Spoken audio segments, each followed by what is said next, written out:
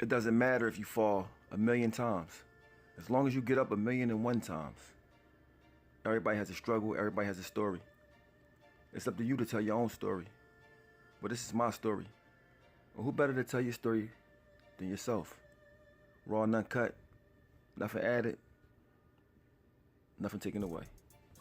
Oschino. What's up, y'all? Well, I'm talking to Revolt, my man work at Revolt, about doing a documentary. Yeah, man, about my story. And I said before I do that, I want to talk to my people on my platform first. You know what I mean? Anybody that follow me and mess with me, I'm gonna tell them first. But jump right into it, basically. Born in North Philly, you know what I mean? Poverty, slums, whatever, but everything was cool. So I was about 6 years old, I guess, about 6. 5, me, my brother, no, not my brother, excuse me. Me, my 2 nephews, Brian and Sean, and my 2 little sisters lived together. Everything was perfect. You know what I mean? Mom and dad, and you know what I mean? My dad used to play a card game called 2500 with me.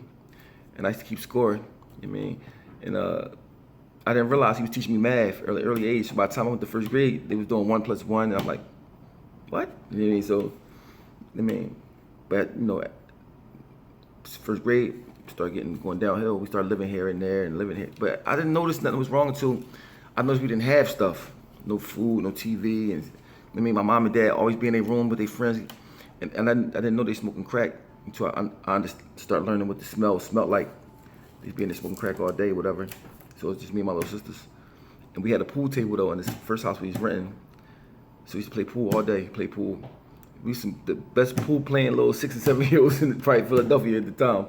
But then it started getting worse, bad. Like, so we was living in an abandoned house across the street from a pizza store. For not long, but I remember we had to wait till the pizza store closed so they can go get food from, I guess, whatever they didn't throw away, they would let us get. And I remember just looking at the pizza store all day out the window, like, when they gonna close? When they gonna close, you know what I mean? Then my mom would like give up and just take us to her mom's house, my grandma. So she would do that. First it started off, she would leave us there for 2-3 days, come back. Then it became a couple weeks. Then it became months. Then it just got like, you don't know when she coming back or not, you know what I mean? And I don't think my grandma liked that. Even though she had my older brother, my mom's first son, I was already living there. I guess he was living there since he was little. You know what I mean? So when we went over there, she acted kind of weird, funny towards us, you know what I mean? So I just ain't like being there.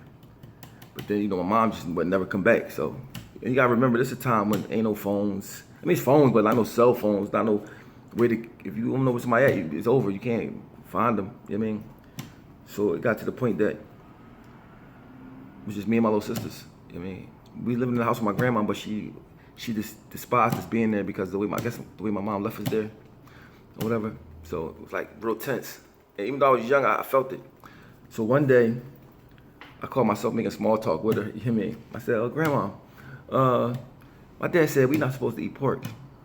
I don't even know why I said it. I mean, you know, my dad was Muslim. I didn't even know the significance of what, you know, not eating pork meant religiously. I just was just trying to talk to her because she was in the kitchen. I was talking to her. She said, is your fucking dad here? I'm like, no. All right, then.